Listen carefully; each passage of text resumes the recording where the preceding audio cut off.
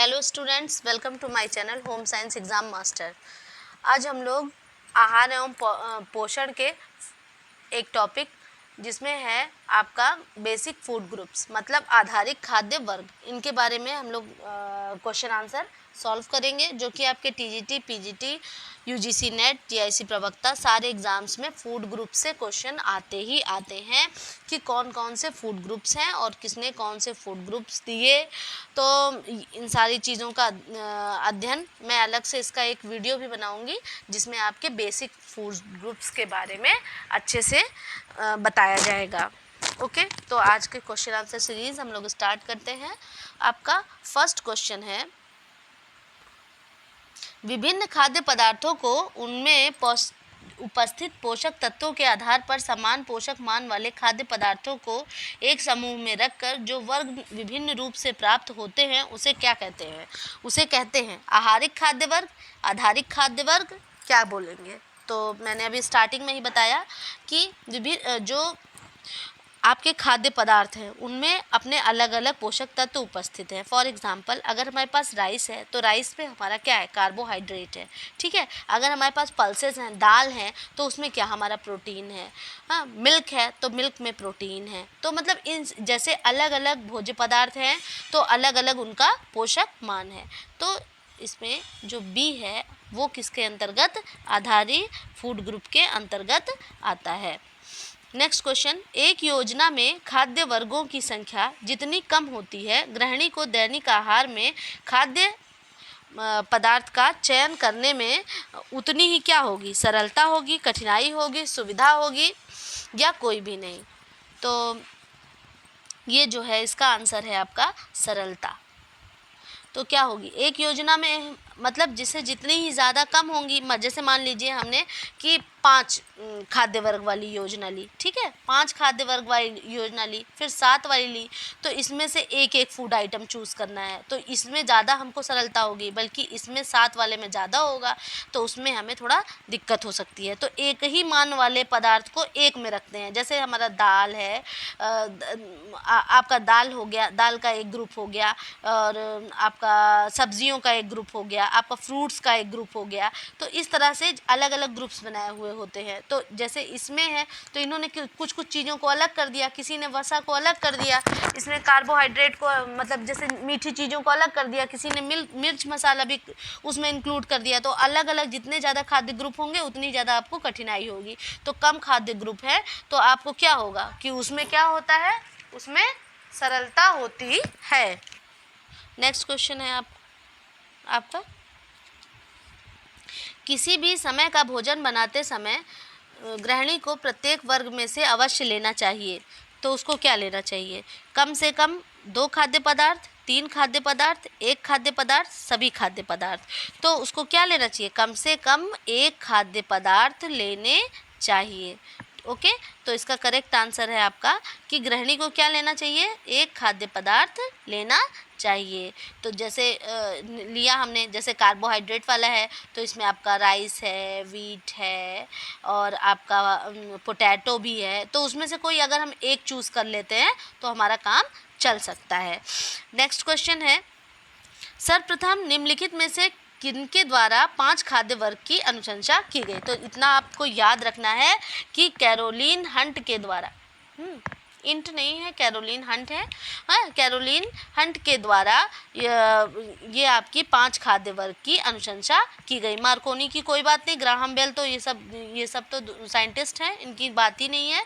तो आपका नेक्स्ट इसका करेक्ट आंसर आपका ए।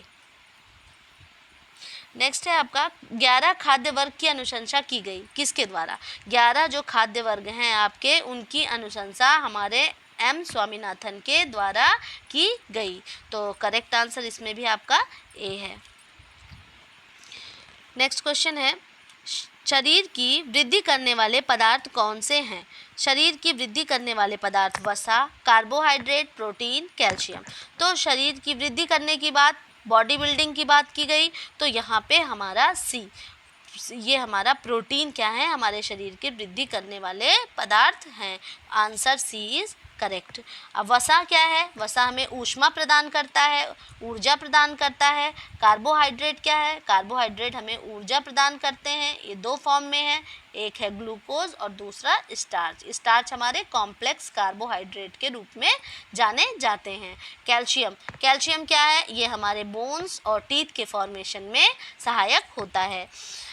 ऊष्मा और शक्ति उत्पादक पदार्थ हैं वसा, कार्बोहाइड्रेट, प्रोटीन, कैल्शियम। ऊष्मा, जब भी ऊष्मा की बात आएगी हमें याद रखना है वहाँ पर फैट ही आंसर होता है, क्योंकि ये शरीर की गर्मी, क्योंकि फैट है ना, फैट बॉडी में जहाँ जहाँ पे होता है तो क्या हमारे बॉडी को वार्म रखता है।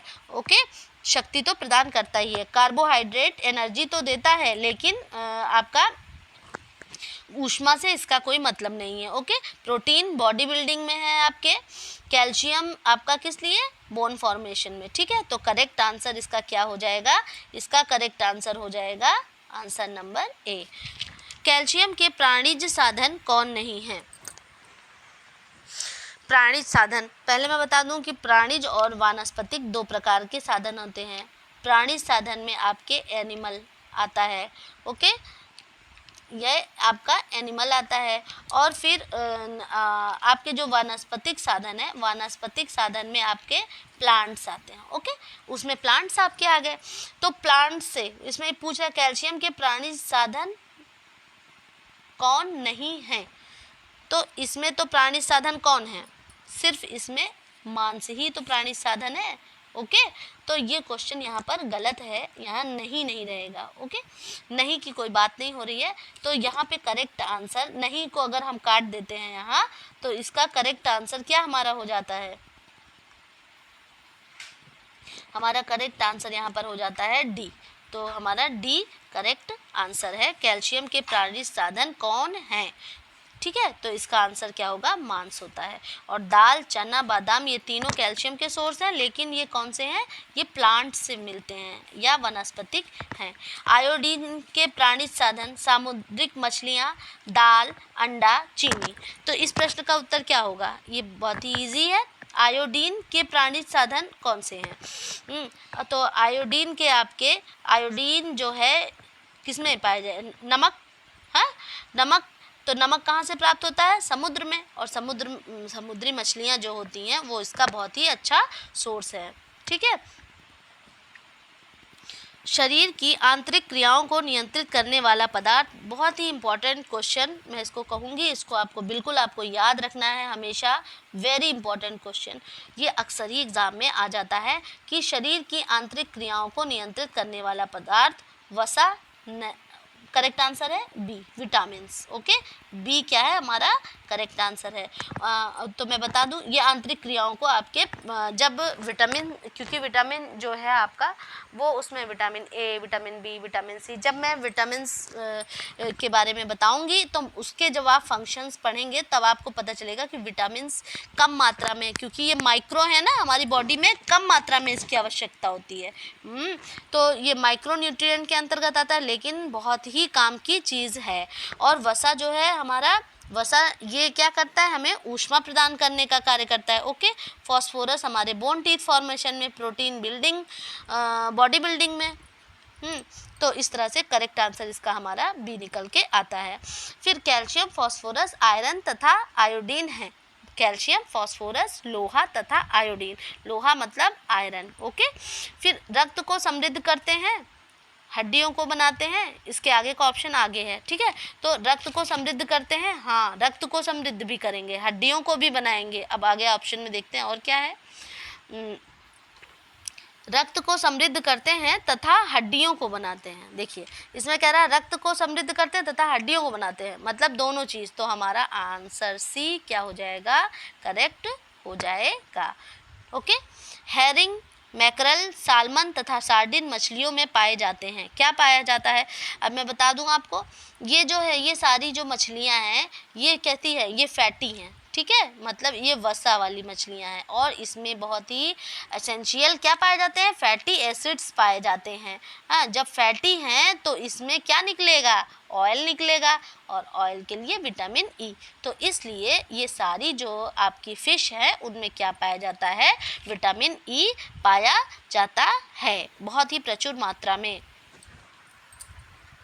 फिर उसके बाद फूल गोभी से प्राप्त होता है। फूल गोभी किस विटामिन का सोर्स है, vitamin A, vitamin B, vitamin K, vitamin E.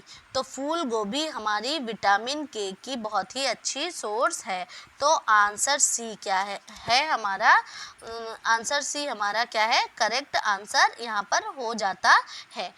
Vitamin A आपके विज़न के लिए, दृष्टि के लिए, विटामिन बी की बहुत सारी चीज़ें हैं, क्या बताऊँ मैं, बेरी बेरी, पेलाग्रा, ये सारी चीज़ें हैं आपकी। विटामिन के आपका किस चीज़ के लिए इम्पॉर्टेंट है, ब्लड क्लॉटिंग के लिए बहुत इम्पॉर्टेंट है। ओके, विटामिन ई आपके सौंदर्य वाले हैं। ओके, नेक्स्ट क्वेश्चन है, मूलतः कितनी खाद्य वर्ग योजनाओं का निर्माण किया गया। आंसर है इसका, इसको आप याद कर लीजिएगा, इसका आंसर है 4 है। मूलतः जब शुरू में खाद्य वर्ग योजना की बात की गई थी तो सिर्फ 4 खाद्य वर्ग योजना का निर्माण किया गया था। फिर आपका नेक्स्ट क्वेश्चन है, किस विटामिन की प्राप्ति सूर्य के प्रकाश द्वारा होती है।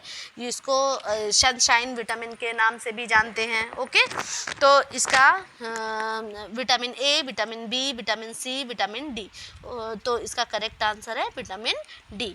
हाँ, तो ये आपका विटामिन डी इसका क्या हो गया, करेक्ट आंसर हो गया। और आंसर नंबर जो ऑप्शन नंबर डी इसका करेक्ट आंसर है। देखिए होता क्या है, जैसे सनराइज होता है ना मॉर्निंग के टाइम में, उस टाइम जो सनरेज निकलती हैं, अगर आप उस टाइम आपकी बॉडी का जो हिस्सा खुला हुआ होगा वो क्या होगा, वो सन के कांटेक्ट में आएगा और आपकी जो स्किन है वो क्या करती है, ये सिंथेसाइज करती है। तब आपकी स्किन में वो है जो कि विटामिन डी का सिंथेशन होता है, मतलब उससे विटामिन डी बनती है जब आपकी खुला एरिया जब इसके कांटेक्ट में आता है। आई होप कि आपको ये क्लियर हो गया होगा। नेक्स्ट क्वेश्चन है, डॉक्टर एम स्वामीनाथन द्वारा निम्नलिखित में से कौन सा खाद्य वर्ग की अनुशंसा की गई। 4 खाद्य वर्ग की, 5 खाद्य वर्ग की, 7 खाद्य वर्ग की, 11 खाद्य वर्ग की। अब मैं आपको ये बता दूं कि करेक्ट आंसर पहले बताती हूँ, 11 खाद्य वर्ग की, ये ऑप्शन नंबर डी आपका करेक्ट है। आप सोचेंगे 4 खाद्य वर्ग भी है, ओके, 5 खाद्य वर्ग भी है, 7 खाद्य वर्ग भी है और 11 खाद्य वर्ग भी है। तो जो आपका सबसे पहले 4 खाद्य वर्ग की बात हुई थी, तो 4 खाद्य वर्ग में सिर्फ आपका क्या आ रहा था, दूध, सब्जी और फल, मांस वर्ग और अनाज के समूह, ठीक है, ये हो गया। फिर 5 खाद्य वर्ग की बात करें हम, तो 5 खाद्य वर्ग को कैसे बांटा इन्होंने, सब्जी तथा फल, अनाज, रोटी, दूध का एक वर्ग, मांस, मछली, मुर्गी, अंडे का, और इसमें वसा, मिष्ठान, अल्कोहल समूह इसमें जोड़ दिया गया। और जो ऊपर ये 4 खाद्य वर्ग था इसमें ये नहीं जोड़ा गया। ओके, फिर उसके बाद आपके 7 खाद्य वर्ग की जो बात हम करते हैं उसमें सबसे पहले क्या, खट्टे फल, टमाटर, कच्ची पत्ता गोभी, ये सारी चीज़ें किसमें आपके आई, प्रथम में। दूसरे में पत्ते वाली हरी सब्जियां, फिर तीसरे में आलू तथा अन्य सब्जियां, फिर चौथे में दूध और पनीर, पांचवें में मांस, मुर्गी, मछली, छठे में आटा, मैदा, सातवें में मक्खन तथा मार्गरीन। ये किसके, एनआरसी, नेशनल रिसर्च काउंसिल के अनुसार ये खाद्य वर्ग की अनुशंसा की गई। और 11 खाद्य वर्ग की अनुशंसा किनके द्वारा की गई, डॉक्टर एम स्वामीनाथन के द्वारा 11 खाद्य वर्ग की अनुशंसा की गई। और आपके जो 5 खाद्य वर्ग हैं, ये 5 आपके खाद्य वर्ग हैं, उनकी अनुशंसा जो की गई वो डेली फूड गाइड के अनुसार की गई। और 7 खाद्य वर्ग की अनुशंसा आपकी एनआरसी अमेरिका के द्वारा, नेशनल रिसर्च काउंसिल के द्वारा की गई, ठीक है। फिर और जो आईसीएमआर है, जो हमारी Indian council of medical research है, आईसीएमआर ने क्या किया, आईसीएमआर ने इन्होंने 6 भोज्य समूह की बात की। ओके, 6 भोज्य समूह, हाँ, भोज्य समूह की बात की। अगर इस तरह से हम देखेंगे तो जो हमारा खाद्य वर्ग, मैं इसका अलग से एक लेक्चर लूँगी, उसमें मैं आपको सारे खाद्य वर्ग के बारे में बताऊँगी और आप अक्सर प्रश्न पूछ लिया जाता है कि ये चीज़ किस खाद्य है या नहीं है, या जैसे मिर्च मसाले पूछ लिया, या फिर पूछा आपसे मक्खन तथा मार्गरीन किस में आएगी, 7 खाद्य वर्ग 6 खाद्य वर्ग किस में आएगी। ठीक है, तो ये सारी चीज़ें आप जब खाद्य वर्ग के बारे में पढ़े होंगे तब आप इन प्रश्नों का सही से उत्तर दे पाएंगे। देखिए नेक्स्ट क्वेश्चन जो है, जो मैं अभी आपसे कह रही थी, वही उसी टाइप का है कि मिर्च मसाले किस खाद्य वर्ग के अंतर्गत आते हैं। आपके मिर्च मसाले, अभी जब मैं आपको एक बार बताऊं कि जो ये हैं डॉक्टर एम स्वामीनाथन, इनका बहुत ही इम्पॉर्टेंट है और इन्होंने सभी चीज़ों को इसमें कवर किया है। अनाज, देखिए इनके पहले फर्स्ट में क्या है, फर्स्ट में इनके है अनाज, दूसरे में है दालें, तीसरे में है गिरियाँ, चौथे में है सब्ज़ी, पांचवें में फल, छठे में है आपका मिल्क एवं मिल्क प्रोडक्ट, सातवें पे है एग। मैं बोलती जा रही हूँ, इतना क्लियर इस पे लिख नहीं पाता है, तो आप लोग अगर मेरे साथ साथ या छूट जाए तो आप फिर से उसको रिपीट कर लीजिएगा। एग अंडे, मतलब 8 में आपका है मांस, फिश, पोल्ट्री इसके अंतर्गत सभी आता है। फिर 9 पे है आपका वसा, 10 पे है शक्कर और 11 पे है मिर्च मसाले। अब मेरा ये बताने का आपका उद्देश्य क्या था कि सिर्फ इन्हीं हैं जिन्होंने मिर्च मसाले को एक अलग ग्रुप में बांटा, तो इस जिससे कि आपका क्वेश्चन बिल्कुल भी गलत ना हो पाए। ठीक है, तो जो ये हैं मिर्च मसाले किस खाद्य वर्ग के अंतर्गत आते हैं, तो किस खाद्य वर्ग के अंतर्गत आएंगे, अब आप समझ गए होंगे। 11वें नंबर पे मिर्च मसाला है ना, तो ये हमारे इनके 11 खाद्य वर्ग, और किसके द्वारा इसकी अनुशंसा की गई थी, doctor M Swaminathan. Okay, doctor M Swaminathan.